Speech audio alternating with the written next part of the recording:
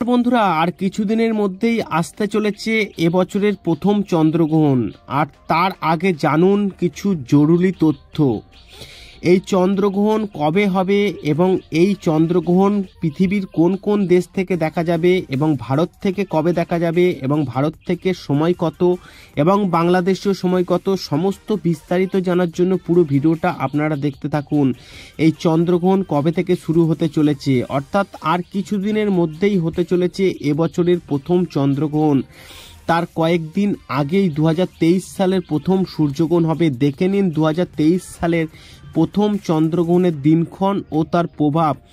অর্থাৎ এখানে বলে দিচ্ছে এই দুয়ের মধ্যেই গ্রহণের বেশ কিছু গুরুত্ব রয়েছে। গ্রহণ সাধারণ মানুষের জীবনে নানাভাবে প্রভাব বিস্তার করে থাকে। চলতি বছরে মোট 4টি গ্রহণ হবে।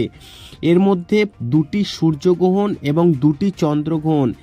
হিন্দু ধর্মে গ্রহণকে অশুভ বলে ঘটনা হিসাবে মনে করা হয়। সেই কারণে গ্রহণ চলাকালীন বেশ কিছু কাজের উপর বাধা নিষেধ রয়েছে। চন্দ্রগ্রহণের সূর্যগ্রহণের সময় এবং সূতককাল কার্যকারী থাকে।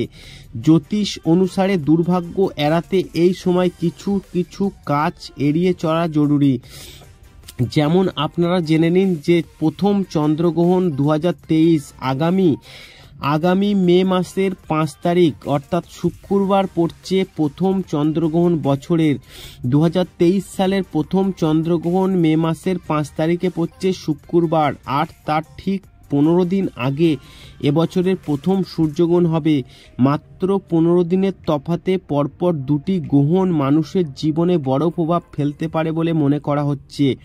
বছরের প্রথম সূর্যগ্রহণ যেটি হবে সেটি মে মাসের 5 তারিখে। আবার বৈশাখী পূর্ণিমা, এই দিনটি বুদ্ধ পূর্ণিমা নামেও পরিচিত। গ্রহণ শুরু হবে 5 মে শুক্রবার ভারতীয় সময় 8টা 45 মিনিট, ভারতীয় সময় 8টা 45 মিনিট এবং বাংলাদেশীয় সময় হচ্ছে 8টা 40 মিনিট। আর রাত 1টা পর্যন্ত এই গ্রহণ চলবে। এদিন চন্দ্রগ্রহণ চলবে মোটামুটি 4 ঘন্টা 15 মিনিট ধরে চন্দ্রগ্রহণ চলবে এবং এই গ্রহণের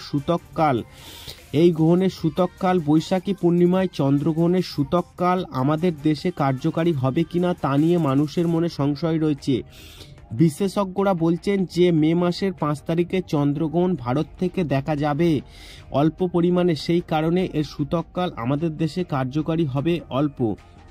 সূতককাল কার্যকারী হলে সেই সময় সব মন্দিরের দরজা বন্ধ রাখা হয়। গ্রহণ চলাকালীন কোনো খাদ্য বা পানীয় গ্রহণ করতে নিষেধ করা হয়। বিশেষ করে গর্ভবতী মহিলাদের গ্রহণের সময় বিশেষ সাবধানে থাকার পরামর্শ রয়েছে জ্যোতিষশাস্ত্রে। তবে সূতককাল এখানে কার্যকরী হবে বলে 5ই মে চন্দ্রগ্রহণের প্রভাব পড়তে পারে। তাই বলা হচ্ছে আপনারা চন্দ্রগ্রহণের সময় সচেতন থাকুন। চন্দ্রগ্রহণ কোথা থেকে দেখা যাবে, এই বছরের প্রথম চন্দ্রগ্রহণ আপনারা সেটা